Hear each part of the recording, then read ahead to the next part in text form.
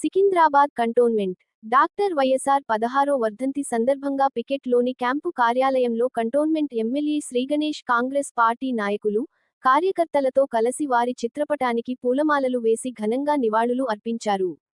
ఈ సందర్భంగా ఎమ్మెల్యే శ్రీగణేష్ మాట్లాడుతూ పేద ప్రజల సంక్షేమం, అభివృద్ధి పట్ల వారి నిబద్ధత మరువలేనిదని, స్వయానా వారు డాక్టర్ అవడంతో పేద ప్రజలు వైద్యం కోసం వ్యయ ప్రయాసలకు గురవుతుండడాన్ని వారి పాదయాత్రలో గుర్తించి కాంగ్రెస్ పార్టీ అధికారంలోకి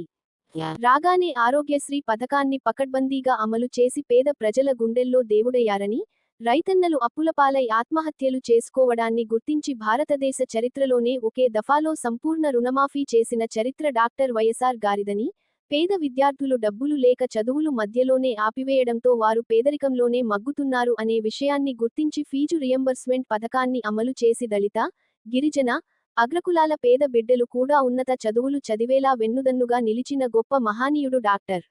వైఎస్ఆర్ అని, హైదరాబాద్ అభివృద్ధిలో కూడా వారి పాత్ర మరువలేనిదని, ఔటర్ రింగ్ రోడ్, అంతర్జాతీయ విమానాశ్రయం వారి హయాంలో రూపుదిద్దుకున్నవేనని, వారి లేని లోటు కాంగ్రెస్ పార్టీకే కాకుండా యావత్ తెలుగు రాష్ట్రాలకు కూడా పూడ్చలేనిదని వారి సేవలను గుర్తు చేసుకున్నారు.